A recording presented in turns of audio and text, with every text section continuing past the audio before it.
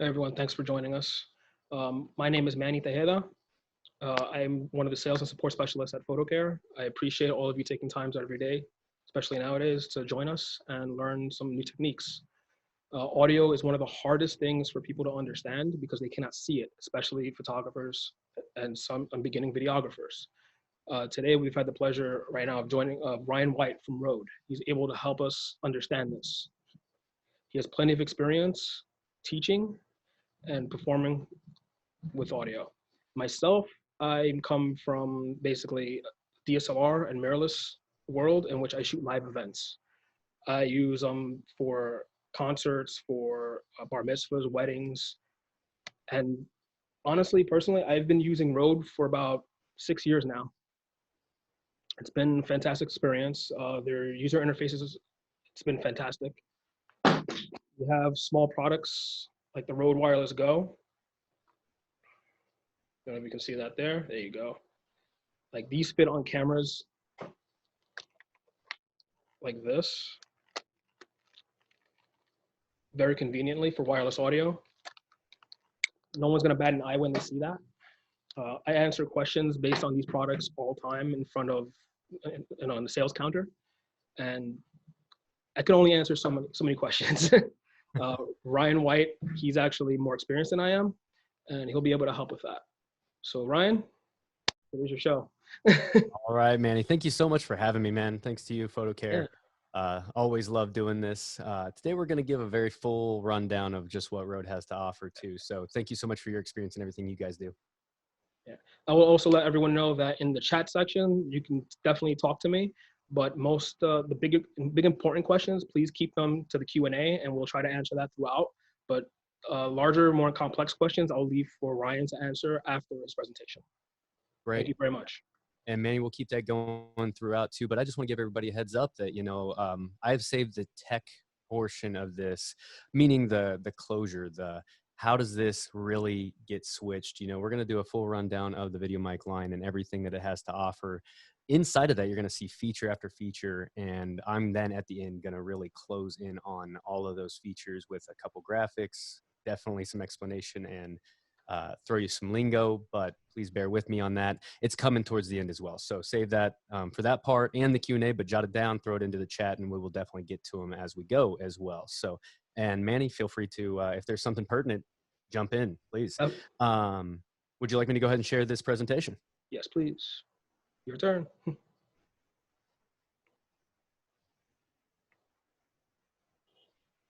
right, everybody. Cool. So there it is. Got the nice Rode logo. And then I am, as Manny was telling you guys, I am the U.S. product specialist for Rode microphones. I like to lovingly call it the mic geek. I don't sell necessarily a single product. What I do is educate across the country, talk with guys like Manny, PhotoCare, and then retailers around the country. I go into various stores and teach those employees how to use them themselves, but also then how to sell them and how it will help the end user when it's all said and done so that they can do that. Rode is a wholesaler and a manufacturer. We're out of Sydney, Australia. None of this stuff is coming out of China. Our goal here, in a very simplistic way of saying it, is build it there at a high quality, a low price point, keep it nice and friendly in the budget, but also accomplish many, many jobs for you all. And the video mic line is especially, it's just been a shining light in that space for everybody from beginners up to pros. And what I'm going to start with today is actually a lot of general information as well. So general to start, a few tips and tricks to remember that will apply all the way throughout the video mic line, and then maybe even into some of the NTGs, the wireless stuff. It all applies. Once you learn some of this lingo, it's really going to carry into all the other future things. And then we're going to drive it home with the tech stuff at the end as well. So high quality manufacturing right here in this manufacturing warehouse that we got going in Sydney. And then try to keep as much of it out of China as humanly possible, and then keep that price affordable for you to be able to get access to it easily without breaking the bank, right? Get a couple of those units and actually use them according to their job. So without further ado, a few things for the video mics in general info. This first one's a little bit busy. I apologize, but I'm going to run through each and every step. And then I got a couple mantras at the bottom of it, things that I say every time somebody asks me how to do quote unquote professional audio. And that's going to be Well, let me get to the mantras in a second. But first things first, the video mic line is going to be a condenser microphone. Inside of the quote unquote video mic line, we don't have a single dynamic microphone, no ribbon microphones. These are condenser microphones. Tip you need to know, actually a requirement you need to know, is that they do require some form of power. So the bottom side of this line is going to be power from the source. So either your phone or your DSLR camera. A lot of DSLR cameras used to be really bad about this, and they have gotten way better. So many of the modern gen DSLRs and mirrorless that have an 1/8" microphone jack are going to have plug-in power involved with them. Otherwise, Rode has obviously given you choices throughout the line to add a battery to that as well. So mono versus stereo, a little bit more on the technical details of those later, like I was saying, but unless Rode tells you it's stereo, I mean, right in the name, it's going to be a mono microphone. There's a common misconception with the Video Micro, especially because of its round shape.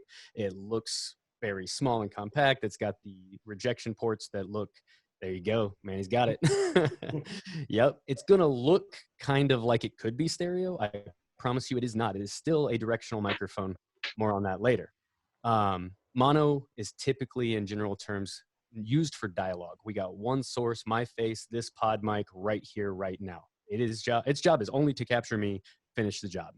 The stereo applications are typically music and B-roll. So those are going to be for a concert. You want to capture the band up on stage. You're going to capture the ambience, as we call it, right? You kind of use that word to say, I want to hear the space, not so much the person talking. Yes. And then the B-roll would be the same thing, the secondary stuff, cars passing by, sound effects, design, like you actually want to get an engine revving for a sports car or whatever. Stereo is going to kill it for that because that's how we hear it as humans. You then just mix it into your dialogue track to where it's not overpowering, but combined with. That's a technique that goes a long way, and it takes 2 microphones to do it, and that's it. Technically 3, but more on that later. Choose these microphones based on your application. Please don't be the person who's asking which one's the best. Well, I mean, by default, I have to say the top one because it's got the most options. Best doesn't mean which one sounds better necessarily. Rode's making these all to high quality, and it's a plug and play application. We want you to plug this into your DSLR, even with an extender or not, boom pole, whatever.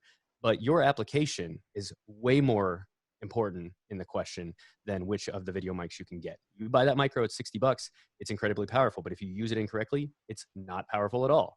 If you buy a $5,000 professional grade shotgun microphone and do the same thing, same results. So please don't ask that question of which is better unless the question ends with for this application, right?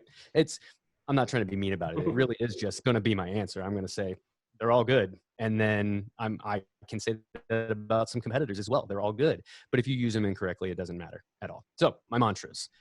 It's not about how far from the microphone you can get. That's another question that I get every single day.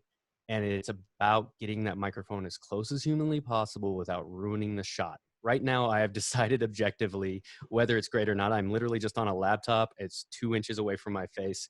So I'm kind of compressed into here, but I got the pod mic going into a Rodecaster Pro podcasting desk. This mic's whole job and that desk's whole job is to make my voice hopefully sound as great as humanly possible to you on the other side of the internet, right? I could, absolutely, and Manny, I think you're using this, right? Yeah. Grab a shotgun, video mic, Yeah. and pull that into this setup and no problems whatsoever, right? Yeah. So if you look at my screen now, you'll see my Video Mic Pro Plus. Bam. It's actually my camera right now. It's all my computer. Perfect. So it's a good option. Exactly. So again, how far away is that from you? It's about 6 inches. Bam. It's almost as close as like you are as like I am to this thing, broadcast microphone. So more points there. Boom poles, extension cables. I have literally told a few beginners that had 2 cameras because they bought the video stuff first. How do I get better audio by I don't have an extension cable, don't have a boom pole. Well, you can literally just set a camera 2 closer to it. It's a B section of the video, wider lens. I put that microphone closer. It's my A-roll audio. The one that's farther away is my secondary audio. So more on that too. If you got some questions on how to set that stuff up, love to talk about that stuff. So please don't ask how far from the mic can I get. If you are curious, I always tell everybody to stay within 15 feet in a video mic line. Stereo is even harder because it's ambient. So where it sounds good to your ears is where you place it.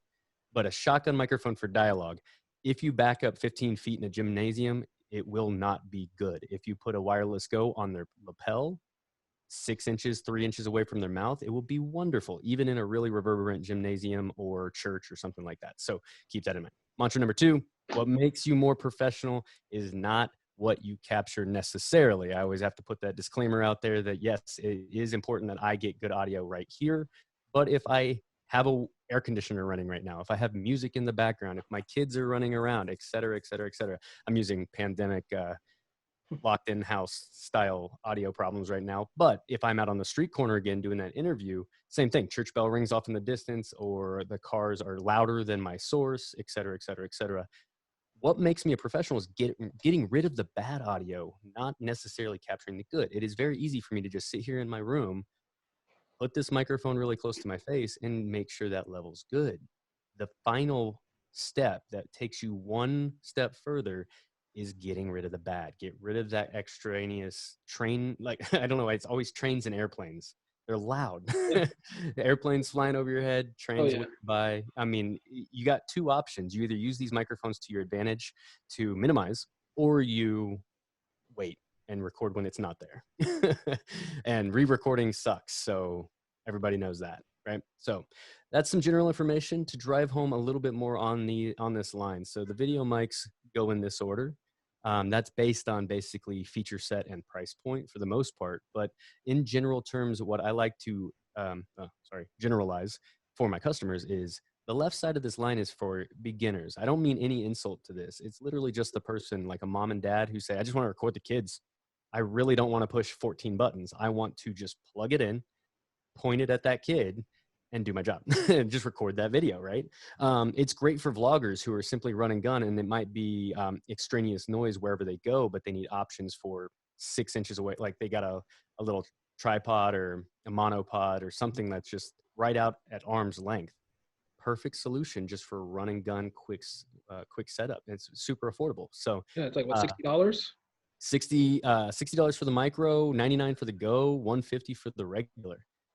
So, and just to drive that home too, I talk about price every once in a while just because most people are like, oh man, that fits my application perfect. I wonder how much that costs. So regular is 150, the Pro R is going to be 230, NTG is 250, and the Pro Plus is 299. The stereos run 250, 299, and then I apologize, 499, I believe. So that's again just what features, pardon me, what quality of build, and what job are you going to do basically. I always joke too that if you're not going to make any money at this, if it's a hobbyist thing, and you want to learn audio, you could absolutely go up to the Video Mic Pro Plus. But the Video Mic Pro Plus, if you're a professional, is going to pay for itself in about 3 sets. And Yes. that's probably undervaluing it. So it just really depends on what you charge and what jobs you're doing and things like that. But Like I'll drive it home. If you're a videographer, yes, sir. you're meant to be the Swiss Army knife. Yeah. I personally own the Video Micro, Mic Pro Plus, the WirelessGo, and the Rode Link. Technically, they kind of all do the same thing. There's different variations of it, but certain jobs require different strengths of quality of audio. 100%. We're talking about options here. And the other thing too is I have a toolkit, like Manny was just saying, we got toolkits from adapters and cables all the way up to a couple microphone options for various setups. If I get a professional that's getting paid, big dollars for wedding videography every, week, where their budget then of course allows them to get more things. My minimum professional audio setup for a wedding would be, and I'm just talking about the video aspect of it, is for say 3 cameras, probably about 6-7 microphones, right? I'm not, again, disclaimer of not trying to insult anybody, but it's pretty funny when you got $100,000 worth of camera gear and lights, and then you got a video micro on top of one camera, probably being used incorrectly. Yeah. It's just about balance more than it is about, I'm not just trying to sell you 10 of these video micros or 3 of each type. I'm trying to tell you that when you go use this, you're going to pick and choose based on that application. If you're getting that kind of income going and that business running, it would be very wise of you to back up your backup, and then also just have options so that your tonal characteristics, your coloration, your editing time drops down severely when you just have all these options to fall back onto. So beginners don't want to think about audio too much. You're staying on average down around the micro, the go, the regular. If you're wanting to learn and you're still just a beginner who's just plug and play, trying to record the kiddos, there's absolutely nothing wrong with jumping up into a Video Mic Pro Plus, because you're going to be on our website tomorrow watching our videos, watching this training again later, going, okay, when and where do I use it? And then practicing maybe on your kiddos. And then maybe you start a business the next day, right? Give it a little time. But at the same time, you're using those features for a thing someday. I have many customers who don't want to have zero interest to become a videographer. They're just doing this for memories. Totally fine. On the flip side, for the professionals, it's the person who wants to think about flipping that switch, turning that dial, turning off a roll off. What the heck is a roll off? Why do I care that it has it on it? You know, more on that. So that's kind of a very quick generalization of that. And then after we got mono versus stereos to drive that home, like I said, video mics, unless it says it, it's gonna be mono. So the microphone, even though it's rounder, especially when you put the furry windjammer on it, it's still not stereo. And if you're not familiar, stereo is two microphones set up in either like an XY pattern. So it's kind of like a 90-degree angle, right, left, or flip it if you're on the other side of that computer. But it's two physical microphones. In the case of a DSLR and an 1/8-inch cable connector, the top pin is the left, and the second pin, the middle section there on your pin, is the right. So one microphone physically goes left and one microphone physically goes right.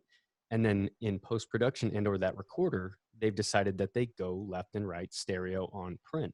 So it plays back the way you recorded it into that device in the first place, whereas mono just takes out one microphone and splits it equally down the left and the right. It's the exact same recording, exact same performance, one microphone only. So again, can't say it enough. More on that in a bit. So let's get into the nitty-gritty of just what the line is. And as we go, you're going to notice in this presentation, and I apologize, the right side of Zoom typically cuts off some of that. Let me see if I can minimize some of this. No, I cannot. That's okay. I know it well enough. You're going to see bold. So if it's bold, it's new to this microphone and line. So right now, it's the first microphone. So you see requires power, directional, no frills. The reason I throw up the quotes for directional is we're talking about a polar pattern here. I'm going to talk about this in the text section, but most people know the word shotgun, especially if you're a still photographer learning how to do audio, right? We call it a shotgun microphone. Well, the micro is not a shotgun microphone. It's what's known as cardioid pattern, not super or hypercardioid, which is shotgun. So in this case, we're talking about a couple different pieces of lingo. So when I'm talking to you as a customer that might be starting out at a micro, I just call it directional or not directional or hyper directional. So in the case of directional, it picks up in front of the microphone, but it's a bigger image. It kind of, it's rounder and fuller out in front of you. So if I got three people talking, they're 5 feet away, still within that distance that I was kind of talking about earlier, I can pick up all three of them pretty average, easily, whatever. I get that loud sports car whizzing by, I'm picking it up probably louder than those three people talking. It's something you have to acknowledge why it's happening. And so if I put 3 lavaliers on those people, now that sports car whizzes by, that person's only 6 inches away from a microphone. And so it's really loud right there at the source for the person you're trying to hear. Now that sports car is still loud, but it has a harder time overpowering that voice that's right there. So directional, bigger, wider image, not stereo, just bigger, wider image. And then a shotgun is going to be a tighter, more hyper directional thing. Does require power. So I'm going to skip up here to the Video Mic Go as well, because this one also requires power, right? So you'll see that it's no longer bold. So this is new. This is not new for the Video Mic Go. It still requires power, just like the micro does. So you got to qualify your cameras for these two microphones to make sure they have what's called plug-in power, phantom power, or otherwise. Little disclaimer there too. Phantom power, we have what's called the VXLR Plus, which is going to take a full 48 volts phantom power and knock it down to plug-in power, which will not damage the video mics down at this space, the Go and the micro, which those are also 1/8-inch connectors. So it adapts it from XLR to 1/8 as well. So it's kind of doing 2 jobs into one. You would try not to plug an XLR, an 1/8-inch into an XLR and then give it full 48 volts, because over time it can possibly damage your microphone. We still got you covered if you have more questions on that later.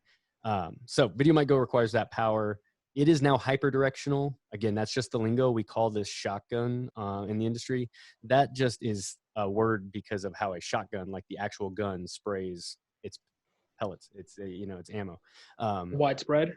Widespread. It's not widespread in the sense. It starts out very accurate, and then as time goes on, it gets wider. But versus cardioid, or the directional microphone that we just showed, it is actually more narrow than the directional microphone. So again, micro is going to be a little bit wider pickup pattern, still mono. The Go, known as a shotgun, is going to be hyperdirectional and more pinpoint. Most people misconstrue this as I can get farther away from the source. While that is technically true, what was one of our mantras? I want to get rid of the bad to be professional. So yes, I can get farther away. It is not my first objective. So I need to minimize things like the room. If I go into just some giant box store retailer otherwise, and it's got, hardwood floors, or even worse, tile, and then just a bunch of people talking, and, you go into a mall and it's got music playing over the top speakers and everybody chattering, you got to get closer. You can't get rid of that mall, right? That mall's part of your scene. So you got to choose a microphone accordingly. And usually getting closer is better. That's why Hollywood, we buy like a $10,000 shotgun microphone and we overkill it. We put it inside of a blimp with a dead wombat, with a boom pole, with an XLR cable, its own sound guy. I know you can't do that necessarily in your run and gun situation, but you have to still use those applications, those tools the same way, right? When I say no frills, I mean this thing, its frill is really just that it's plug and play and it's directional or hyperdirectional. Those are its frills, the goodies that we give you inside of this microphone. A frill might be, it's inexpensive, $60.99, right? But then you got two variations, directional, hyperdirectional. So after that, you start getting into more frills, right? You'll notice that the battery is now bold. You actually get a 9-volt battery inside of the VideoMic regular. This was the very first Rode microphone for the VideoMic line ever, and it was a killer. I mean, it's still a killer to this day. It's $150, and it's more directional. So it's still hyperdirectional, still a shotgun, quote unquote, but now we have power. So I could have an old camera with an 1/8-inch audio jack and not need to worry about power whatsoever. Just pop a 9-volt battery into it, and on your way you go. Now, little heads up, I had to learn this the hard way long before I actually worked for Rode. Was not a videographer, I was a sound engineer, but funny enough, the sound engineer messed up. You have to turn these microphones on. It sounds stupid to say, but anybody out there that has a Rode microphone already is probably laughing with me and going, done that. I did it. I've done it. One of the reasons I love the VideoMic Pro Plus, it's Boom. one of the hidden features. It turns on when your camera turns on and turns off when the camera turns off. Got it. Call it the automatic power function, and it's based on the voltage that is there, that we're no longer using. All those microphones now have power that's on board, and the geniuses over at Rode R&D just went, we're not using this voltage anymore. What do we do with it? Oh, let's use it to trigger an on-off switch, and it does. So that's another advent with digital switching too. You got a brain inside of these microphones in the modern age. This one is analog. It's just, you got power, voltage, audio comes down the tube, and it goes back into your camera. That's it. It's really low frill. But one of the things we do add for you is a roll-off. Again, I'm going to get into the nitty-gritty of it, as we say in the Midwest, here in just a little bit. But the roll-off is mostly for wind filtering. It's going to get rid of the low frequencies that is rumbling and just tearing up the energy of your audio, and overpowering your recording. Wind has all of the frequencies essentially that we will ever hear in a recording, but the human voice might still be louder than it. But when you talk about low frequencies, subwoofers, kick drums are usually the examples I talk about. It is too strong to ever be quieter than the human voice. So you have to supplement and take care of that. One way to do that is a roll-off. The other way is a windjammer. So roll-off first. The other thing it adds is a pad. More on that in a bit, but it turns down loud sources. So if you're I'm in the Midwest, I got a lot of hunters and so forth that call me and they're like, how do I record a gunshot? It just distorts everything. It sounds horrible. Well, you either get farther away or you turn down the microphone. This microphone at a very friendly budget that can go right on top of your DSLR has a 20 dB cut. So it turns the whole thing down by 20. What do you mean by dB? Decibels is a human-made spectrum. We created this rating system, right? Decibels talk about volume, amplitude. I'm going to talk about this in a chart I got. I literally have this question all the time. So I went ahead and just jumped into Photoshop and made a quick little presentation slide that I use everywhere now. I actually print them out and give them with the Rode spec sheets too. So very cool little thing if I do say so myself, but I was drawing it on note paper for like the longest time. So I just made it. So we'll talk a little bit more about that. And that's the regular. After that, everybody asks, well, what do you step up into with the Pro? Well, on the right-hand side, you'll see that you get a preamp now. So it's a little bit easier switching as well. So still on the back, you still have to manually turn this thing on. And the little R symbol on the back of that is not necessarily an R. It's actually the image of a roll-off as it looks on those spectrums that we're talking about. So we talk about frequencies in hertz, which is how wide the spectrum is that humans hear. And then we talk about dB, which is the volume or amplitude that we talk about. And again, those are just spectrums that we created to represent what we can't see, right? So you're going to see them physically on a chart here in a little bit, and it will hopefully drive it home. The roll-off on the far hand side is literally you just go from the O, which is off or open, the straight line, which is flat or unaffected, and then the R or the roll-off on the far right. You just flip through them. And then the bottom switch there is a -10 pad, a 0, which is flat, unaffected, and then the +20, which is turning this thing up by 20 dB. Again, grab the TV remote, you just click it 20 times, you're turning up the whole volume of the TV. And I feel like one of the reasons you would probably want that +20 dB for a lot of DSLRs, such as Canon cameras. Don't say it, Manny. Don't say it, Manny. It's not to get farther away. No. I'm just teasing you. The preamps on these cameras are, because these are not professional video cameras. You got it, man. They're meant as a B or a C camera.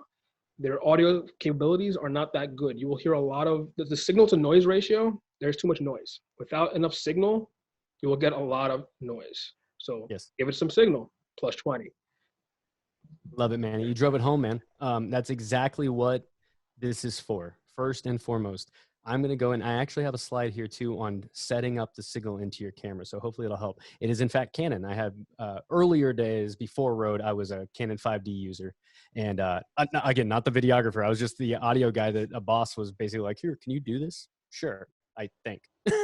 They were horrible, mind you. I've hopefully gotten a lot better since. But one of the things you got to do is go into the camera and manually adjust this stuff. Take it off of auto and et cetera to lower noise floor. You're trying to get rid of that psh that's just sitting underneath it, that once you turn that up, it's there. And you know, my mom's never going to notice it unless it's real bad, of course, right?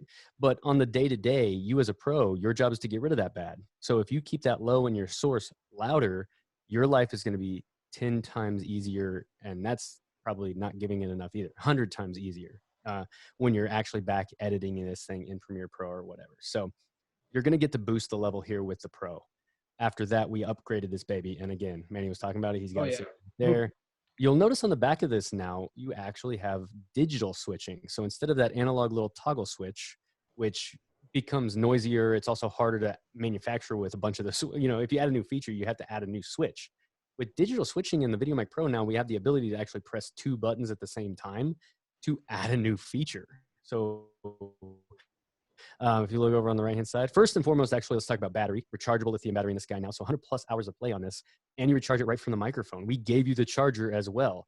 We actually have an external charger now too for some of our handheld microphones. So Rode's just trying to make this as happy as humanly possible for these end users and all you guys out there listening to go, whoa, I didn't even have to think about it. You know, they gave it to me, you know, and when we get up into like the new video mic, I'm sorry, not even video mic, the NTG5 with its new bundle, you get the handheld pistol grip, you get the windjammer and so forth. So the more the competition gets aggressive and things get more affordable and quality increases every single day, and you're going to get all these toys too. And Rode's always done a great job of trying to provide that for you. So hey, Ryan, can we go over the safety channel feature? That's definitely one of my favorite features ever. Absolutely. Another slide coming up in tech, promise. I'll give you the quick rundown on that. And if we have to drive it home a little bit further too, I got that slide with the gain structure setup that we're talking about as far as pad and preamps. So got you coming. So rechargeable lithium battery, 100 plus hours of play. I think I've charged this thing like twice. It's hilariously long life. And pretty safe as well, as far as like you recharge it as many times as you want. You can just sit there, put it next to your wallet and phone, and recharge it overnight, throw it in your bag when you leave in the morning, and have a good time. And then that way, if you forget, you probably have it backed up anyway. Cool thing about the backup is you can remove that rechargeable lithium and just throw in double A's, or actually power it via USB. So options. So if I press the power and the DB switch, you'll see in between there that I have two little towers, one on the left a little bit louder, the one on the right a little bit quieter. This is, again, gain structure option. So the safety track, the way we used to do this technique professionally was two microphones. So this is a bad example because we usually don't do it in broadcast, but if I put two of these pod mics up in front of my face, made one full volume to where I was going in nice and loud to my setup, and then the next one was down by 10 or 20, I would just, if I screamed, you could literally just switch to the second microphone and it's already turned down for you, right? So that's what this does, especially in a condenser microphone meant for run and gun applications and or interviews or whatever. You don't know what's going to hit you. So the left track is full volume and the right track is dimmed down by, that's a word we use for just turned down by, 10 decibels. Again, just a meter that is a metric that is just man-made. And so it's quieter. If something happens to your left track in post, you can grab the right and replace the bad audio. It's a safety track. If you look at the back of your Canon DSLR, you'll see two, like if you have the safety feature turned on, you'll see left and right channel. Left is usually top, right is on the bottom, and you're going to see right is always going to be a lot longer than the left channel, thanks to the safety channel, which you can switch in post. He's already telling you my future slide. Oh. That's exactly what it is. It's the Canon camera with the left and right showing you that exact thing. So yes, we got a visual coming for you too if it didn't quite come home yet. On the left-hand side, you'll see the roll off of this. With it being digital switching, the other feature you have with those things is press instead of flipping a toggle switch. So there's nothing analog really about it. It's going into a computer chip and saying, oh, they clicked it again, 75 hertz. Oh, they clicked it again, 150 hertz. Oh, they clicked it again, unaffected. So if the left light is off like it is currently, that just means it's not on, it's not engaged. Same thing with the DB switch over there. If you just press the DB switch, you got a -10 and a +20, it just cycles through it. If there's no lights, it's 0. And then the middle thing there is another frequency response situation. It's actually a boost for the high mids, high frequencies, what we call clarity or perception in audio. You know, it's going to add more clarity to the human voice. So if I always use Comic-Con or some kind of festival where there's hundreds of thousands of people and some usually like terrible expo center that's just reverberant as all get out. And all these people talking just creates this jarbled mess down in the low end that is completely unintelligible. Not only that, it takes all the high frequencies that you're trying to get out of the human voice that you want to record and fighting it. So if I boost those frequencies, I get more clarity out of the voice. If I use the roll off either at 75 or 150, I can roll off or get rid of those low jarbled mess that you might get from that 100,000 people talking in that bad room. So again, features and buttons that you're probably gonna want to make sure you use. And I might have hit on a couple different applications where people are like, oh, that would have been handy. Air conditioners. What's that? Air conditioners, refrigerator noise. That's the everyday. Absolutely. Air conditioners are crucial. Outside wind. So if you don't have a windjammer, please go get one. But the windjammer is for knocking down the energy of the wind before it goes into the microphone. And the roll off is for taking that energy before it goes into your recorder and getting rid of it. So Ryan, I have a good question from Frank Schramm. When do you decide to use any enhancements or wind reduction on any of the Rode mics? Of course, outside when there's wind, you should use a dead cat outside all the time. Also, what about indoors?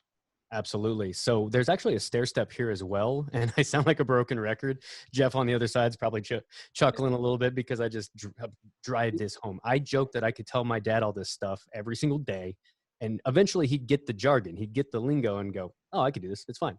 But it's a trade, right? So you just repetition.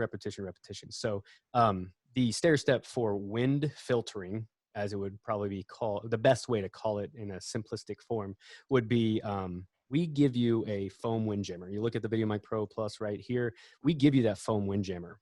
The step before that is actually zero windjammer.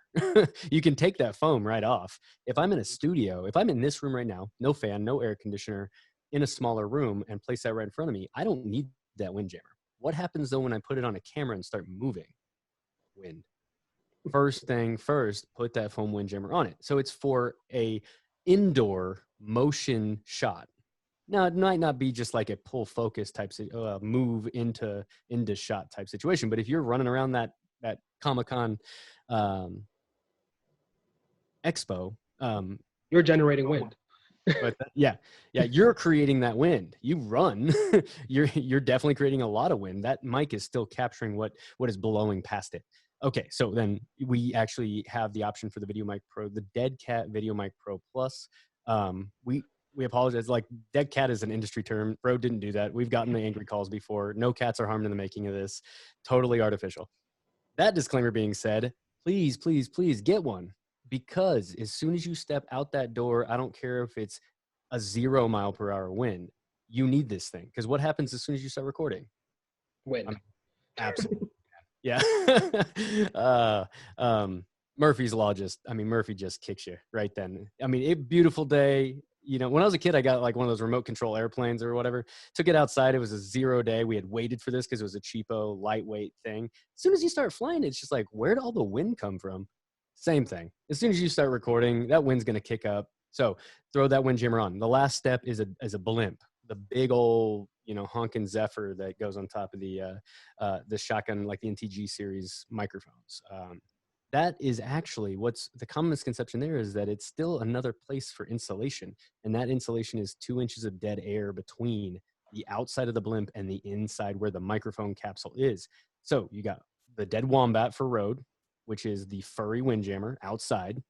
You got the blimp material, which is actually a honeycomb deflection screen. You got the foam wrapped around it. And then you got 2 inches of dead air. Ooh. A lot of insulation before it ever even hits that capsule. You put a roll off on that inside your recorder and you will not. I've had newscasters call about, they just wanted to thank me for, like, I built it or something. I didn't build it. They just Rode design is really, really good application to cancel out that noise. So hurricane grade winds, and they've sent them to me before. And what you hear in the background is just like this, kind of thing. And you can hear the reporter. It's absolutely amazing. So those 3 things are your stair step for wind jamming. Same thing inside of the Video Mic line too. So get that? Was there one other point on that question there? No, that was great. Awesome, guys. So after that, we're going to drive in the brand new family member, the Video Mic NTG. One thing that we did not have inside of this Video Mic line, and all the science is just exploded as far as how small this stuff can get and how much system you can actually put in a microphone. So this is now a USB audio microphone. So it's not just an analog audio microphone. Without getting too deep into it, if you got a question about it later, that cable, if you look at it, is actually a TRRS cable, tip ring sleeve, 1/8 inch. Don't worry, when you plug that into either a digital SLR, a mirrorless camera, a DSLR, mirrorless camera, recorder, whatever, that 4-pin is actually auto sensing. So the microphone cable is not auto sensing, but the digital circuitry inside the NTG is auto sensing. So it will tell the microphone if it's got 3 pins from a digital recorder or a DSLR camera, or if it's plugged in 4-pin to a phone, which are smart devices, laptops, tablets, and of course your iPhones, your Androids, so forth like that. So we just gave you that cable. It auto senses what you plugged it into. Job done. We have a great line called the smart cable line that actually is a wonderful solution for many, many things that go wrong with signal flow and getting your microphone plugged in. This one just gives it to you, and then it auto senses it for you. A couple other things, you actually control the gain on this one. So instead of just a button that says boost it by 20 or cut it by 10 or whatever, if you look at the bottom of the microphone, you'll see a little dial there with the infinity. That might be an 8. It goes from infinity up to 15, I believe. That is 2 things. The first thing it is gain into your camera. So remember, we wanted to adjust the plus 20 dB boost and then turn down the camera.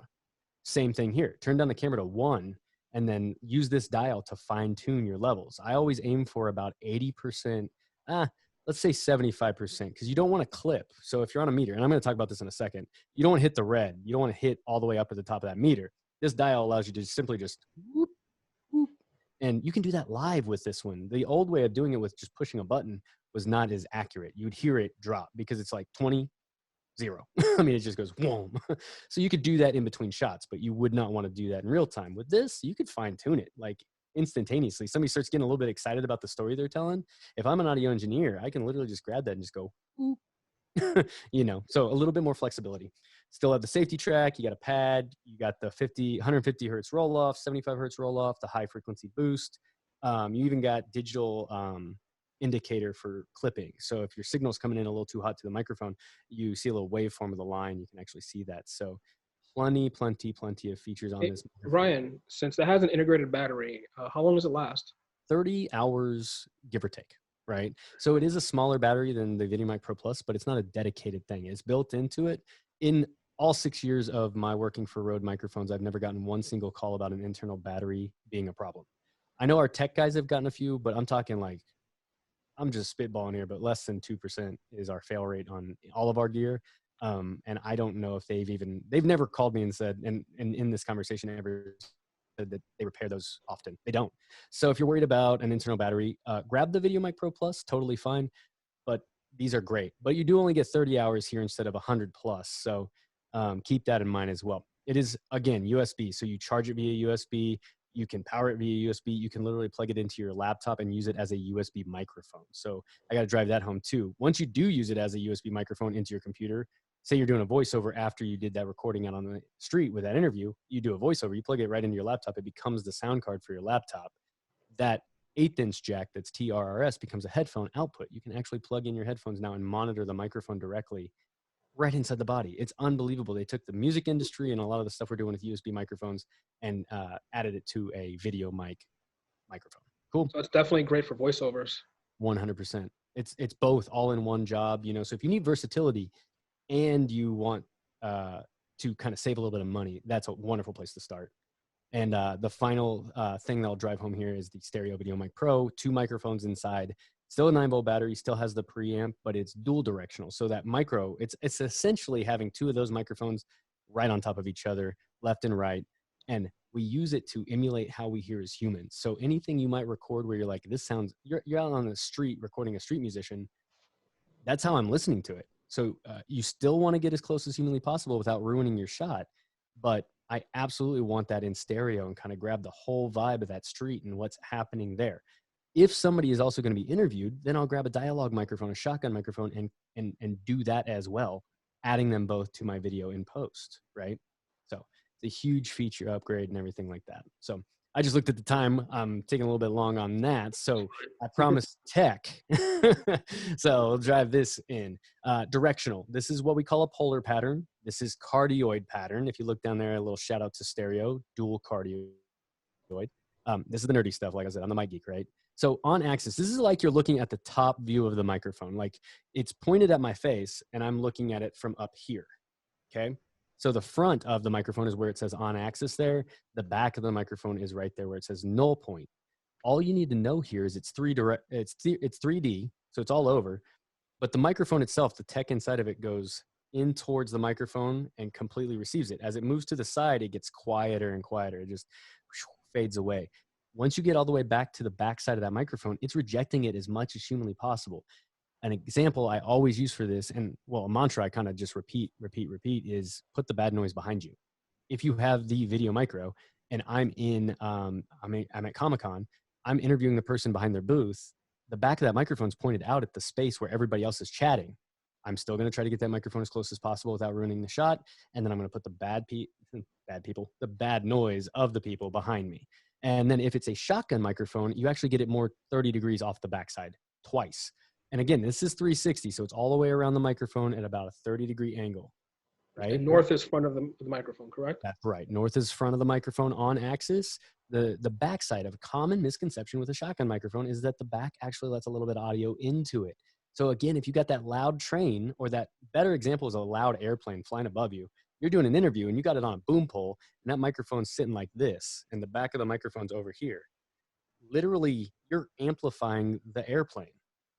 Shoot it like this. Now the back is pointed up at that airplane. I just reduced it significantly because the microphone design, without getting too deep into that science, is actively telling it to not receive that input. It's canceling it out.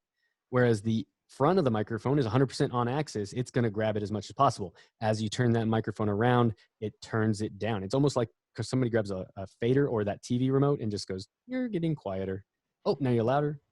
Now you're loud. So it literally rides that wave according to where the front, back, and sides are. So if you're doing dialogue, a shotgun microphone is more acceptable because it rejects more things around the back and sides. Sorry, the sides into the back. It's a bigger rejection pattern. So it sounds like it gets rid of more things. Always keep in mind, though, that the backside will record some audio. So if you need a general, well-rounded average, a directional microphone's amazing. If you need an isolated, fairly rejective, how is it? You know, something that fairly does a good job of rejecting audio from the sides and really pinpoints my voice from, say, 6 feet away, bam, shotgun microphone. That's why it's industry standards, because it's more often that application that we're using it for, not because it's just, that's the one you're supposed to use. Not at all. So the features here's that diagram I was telling you about, right? And I also have the one for the preamp right after it. So this one's going to be for a pad and a roll-off. Look at the 0 dB point. Again, on the right-hand side, that's volume. Don't worry about the dB. That stands for decibel. It's just amplitude or volume. So it's going to turn it up. You start at 0, unaffected. This is the video mic regular that we're talking about right here. If I turn that pad to -10 and -20, you'll notice that the whole spectrum just goes down, like I'm turning the TV down. However, left to right, you'll see a 20 hertz up at the top. You'll see a 20,000 hertz. That's the average in which humans hear. Now, I'm not guaranteeing that you don't have better or worse hearing than that. As we get older, we tend to get worse. So dog whistles, why can't we hear a dog whistle? Well, that's because it's above 20,000, right? So our ears just can't receive that. Over time, evolution and so forth has decided that we don't need to hear that. So we don't. So it's unnecessary. So we build our microphones inside of that spectrum too. If you go to the 80 hertz mark, that was where most of these roll-offs live. All you need to know is 80 hertz commonly in the music space. I'm a music guy, so that's kind of my default. That's where those subwoofers, those kick drums thump. And if you remember those, they hit you hard. They have a lot of energy. So when wind noise is rumbling down at that 80 hertz and the wind is just going on top of that capsule, that low energy is taking over everything, right? It doesn't mean you get rid of the mid frequencies and the high frequencies somewhere around 2K or 20K, 20,000, 5,000, etc. But the heaviest, most detrimental spot is going to be right around that 80 hertz. Now, if real quick, I'm going to jump back here to the VideoMic Pro Plus, you'll notice a 150 roll off over on the left-hand side. So you got 0, you got 75, you got 150. All you need to do in this chart here is take that 80 hertz. Sorry, it's not to scale, but you'd slide it up to 150 instead of 80. So going back to one of the questions that we had earlier, which was a great question, is when do I use what? As far as an 80 to a 150, the human voice does not get down below 80 hertz. It could be James Earl Jones. He's not really getting down there. He, out of everybody, could probably do the best job of it. But down at 80 hertz, it's also not very musical unless you're a kick drum. For the human voice, it just doesn't sound good. You don't want it. You don't need it. However, 150 hertz will very much affect the human voice. A lot of what we get for like what we use adjectives like chest tone, bass, warmth, and all that stuff down at the bottom lives around that 150. So if I hit that roll off of 150, all I'm going to hear is the mid frequencies and up, and it's going to really kind of thin out the voice. However, if I'm at Comic-Con, I have everybody else around me rumbling hard from 150 down to 0. I'm probably going to roll it off at 150 and choose artistically to make that choice, right? So 150 is more of an artistic endeavor. 80 hertz, if I'm doing dialogue, I'm rolling it off. Now, what about music? The VideoMic Pro, the stereo VideoMic Pro has a roll off. So if I'm doing a full band with subwoofers and kick drums and all that stuff, I'm not rolling it off. 80 hertz is wanted. Well, what if it's outside at a festival and the wind is detrimental? I'm rolling it off once again. These are artistic choices. I will record in both settings, or maybe even all 3 settings, choose the one that's good and get to work, right? And then one other thing, you want to change those and adjust those regularly. If your shot changes, you're probably going to change your audio settings as well, or at least reevaluate them. One more thing on that is the preamp. So you boost it up by 20 dB. That's a ton. So 0, take the TV remote, 20 clicks, you're up. So you're taking that whole spectrum again, boom, turning it all the way up to 20. This is not to get farther away from the microphone. This is to quiet up the noise floor. Turn the camera down to 1, still pass audio through it because it's your recorder. and then make the microphone louder before the source. Now, what happens if I got an air conditioner running and I got that roll off engaged, but I just turned it up by 20, but my air conditioner is just rumbling really loud and it's really close? Well, I just turned up that noise as well. 20 dB does not magically get rid of that noisy stuff in your room. Common misconception. I always joke that if you create that microphone that does get rid of that noise, I want to be a partner because you're going to be rich.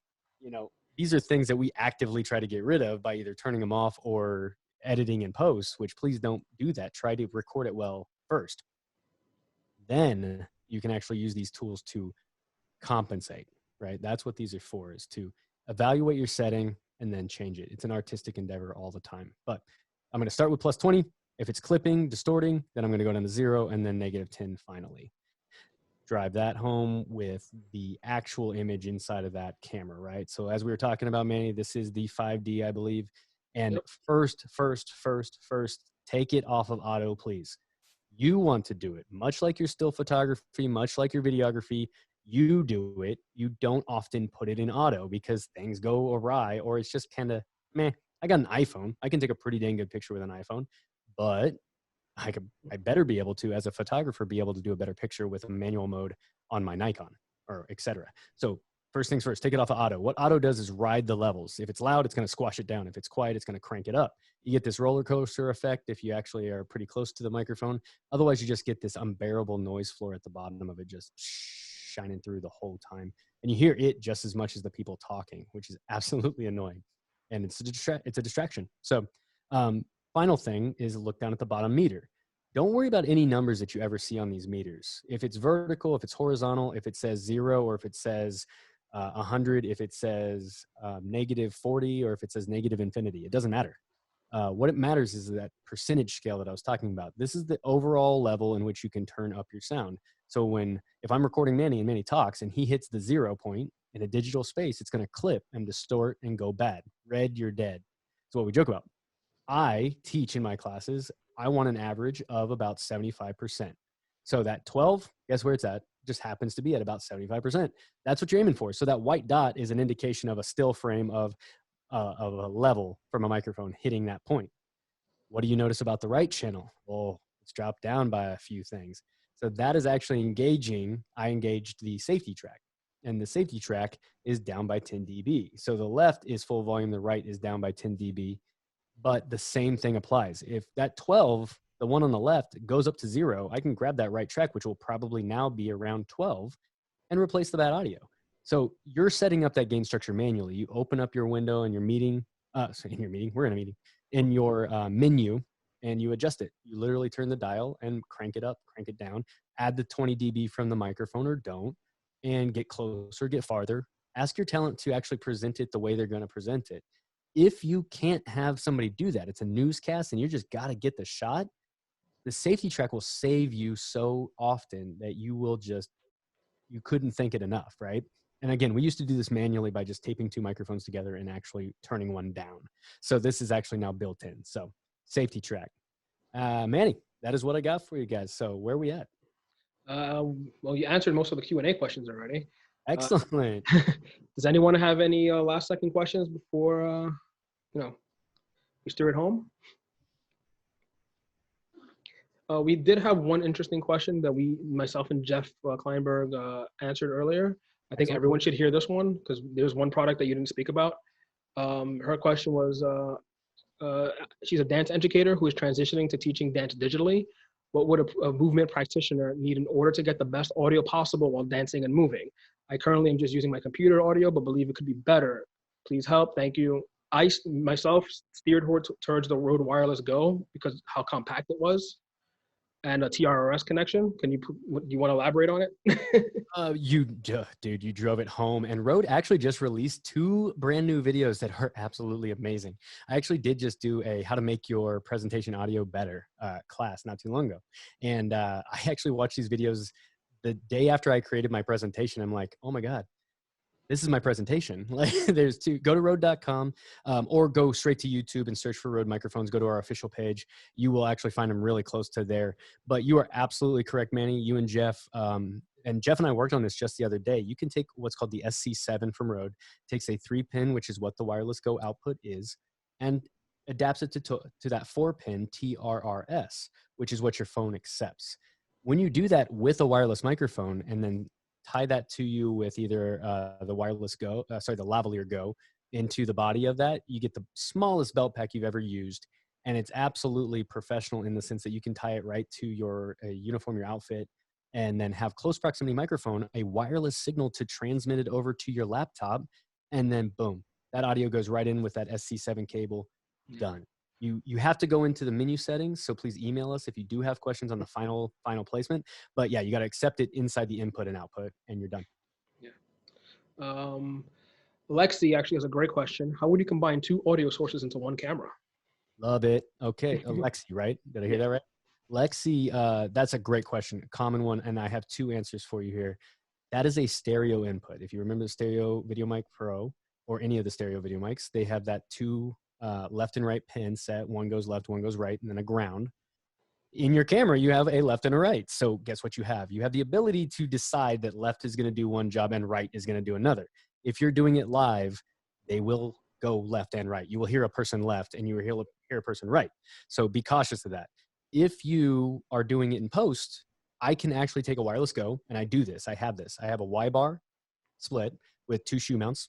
And then one receiver goes on the left, one receiver goes on the right. And then I have a little $7 Hosa cable that splits 1 pin left and 1 pin right. So I can take those 2 wireless microphones, and one goes into my DSLR left on that 1 pin, and the other one goes right on that other pin. I mean, overall, all spoken for with the 2 WirelessGos and everything, I'm thinking $300, $350, depending on how fancy you get with the shoe mounts and things like that. But no, I'm so sorry. $199 for the WirelessGo. So $450, $500, because you would do 2 WirelessGos and then split that out. I know Alexi personally has the NTG5, was it, or that last mic, that G Plus. What if you had 2 of those? How would you connect it? Same Hosa cable? Did you say the Video Mic NTG? Yeah. Oh, okay, gotcha. That you know her. I would say shoot us an email. I'm so sorry. I'm hearing Alexi. It is Alexi, yes. I apologize. Sorry. Shouldn't make that assumption. Point is, that's a TRRS self-detecting cable. So it gets really hairy with a TRRS dual connection. I love the objective here of trying to get, maybe you have 1 camera and you're trying to put one out on a boom pole and you're trying to put one at the camera to get 2, or maybe you're trying to get a stereo setup. You have to have the right cable that's TRRS to TRRS down into a stereo 1/8". And I don't think that exists, to be perfectly honest with you. So you would have to take 2 SC3s from Rode, which would take 4-pin down to 3-pin. Then you could plug it into that adapter that I was talking about. So that's the very quick version of what that signal flow would look like. And it's a doozy for me, even just off memory. So heads up on that. But shoot us an email, man. We'll try to walk you through it and then double check that too. Awesome. Well, we had a customer who had a pretty curious question. He was looking at, so Rode WirelessGos, they use 2.4 gigahertz as their, all right. Why not Bluetooth? Bluetooth is not ready for that. Plain and simple. The frequency response first and foremost. So I was saying 20 to 20,000. Bluetooth, think about like old phones, right? Like carbon phones when they were back in the day, like you could tell when somebody's on the phone. They still don't sound great. That's not necessarily Bluetooth, but that's RF frequencies just the same. Bluetooth technology lives in a very tight space, and the transmission just doesn't have high resolution. So not only does it not have high resolution to sound good from a hearing standpoint, that frequency response spectrum that we have, it also doesn't have good range and strength. It can't go very far. So if you go wireless with Bluetooth, you think, oh man, well, apologies, I haven't had to talk about this in a minute. 230 feet, I think it was. For the WirelessGo, which is huge for a 2.4. Line of sight. Yeah, line of sight. But the Filmmaker Kit, 300 feet, right? That's still 2.4 gigahertz. The reason you don't do Bluetooth is because, man, you're talking 15 feet. Best case scenario. Go and grab like I have a JBL Bluetooth speaker. Go grab one of your little shower speakers, Bluetooth headphones, whatever. Walk away from your phone. Walk around a corner. See how far you make it. It's not good. I actually did a test at the store with the wireless goes and the Rode Link, and I was able to do across the street with the wireless goes. That's awesome. I love it. And line of sight, right? Like I was at We have glass doors in front of the store, and it saw right through boom. Love it. And I was at NAB, National Association of Broadcasters in Vegas. We were at the Vegas Convention Center, and this was when it just came out. I literally had 3 people wanting to test this thing. So I just grabbed them. I said, let's do it. I gave each one of them their own. And we just started walking. Now, mind you, this is hundreds of thousands of phones, thousands of Wi-Fi units, which are competing with 2.4 gigahertz. Rode built this thing to kind of fight it, and in very simplistic terms, it says, hey, I'm not just going to let you kick me off of here so you get those those dropouts, those cutouts, which a connection reconnects. Your Wi-Fi units are jumping around everywhere. Your phones are jumping around everywhere. The WirelessGo says, we got you connected via 2.4, but also we're going to try to stay here. It's not perfect. The science has not gotten perfect yet. It never will. Honestly, if you want perfect, you go with wired in the first place. Wireless is for convenience. But wired is inconvenient, but more secure. So it's still a give and a take. And the other thing too, to finish that up, NAB, we got 50 feet line of sight minimum. So I'm talking, you didn't even get dropouts in a very, very, very detrimental space. And you're 50 feet. How many interviews are you doing at 50 feet? Good luck. And not only that, you get full frequency response from a tonal representation of it. So Bluetooth is also going to make it sound thinner, weaker, less frequencies as we hear. So it's going to sound worse to our ears right from the start without even, you could be 5 feet away and it's going to sound worse. Doesn't mean you can't solve the problem, but Rode, as of right now, has not gone that direction because of those limitations. Awesome. That was all the Q&A questions. All right. Awesome. Everyone, thank you for joining us. I hope we learned a lot today. We have a few more upcoming events coming up. We have Atomos and Fujifilm tomorrow, and we also have Anthony Festa with Capture One and night photography on Wednesday. Please go to photocare.com and visit our events page. This webinar will also be uploaded to our YouTube channel as of tonight. So please watch it in case you missed anything. We'll hopefully have another one of these up soon with a lot of questions that we weren't able to answer because it's short on time. Ryan, thank you so much. You are amazing. Thank you, Manny. Appreciate it. Thank you to you, PhotoCare, and everybody. You guys can reach out. I always like to end with ryan.white@rode.com is my email. Just ryan.white like the color at rode.com. And then, of course, Manny is a great, great resource for you at the store. But if you have any deep cuts, we can both help you on. Ooh, we actually got a last one right now in the chat. This person's using a Canon XA50 with L&R XLR. I often use one channel for Lab 1, NTG, interview work. Would you suggest a different mic than using the NTG2 since I'm using a lav? Usually I'm 6 feet away. No, not at all. You're doing it wonderfully. I would ask what the conversion is from the lavalier, if it actually is an XLR. I know Sennheiser has a direct XLR mic, and the Rode microphones require the VXLR because we're typically making them a little less expensive, and they have the 1/8 inch, so you need the VXLR to adapt it over to that XLR input.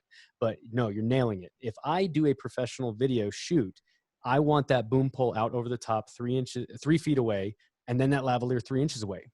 2 things you get from this is redundancy. You have a backup against Murphy. You need it. I'm not trying to be the mic salesman who pitches you 14 different things. I'm just telling you that mic will drop out possibly because of problems you can't foresee.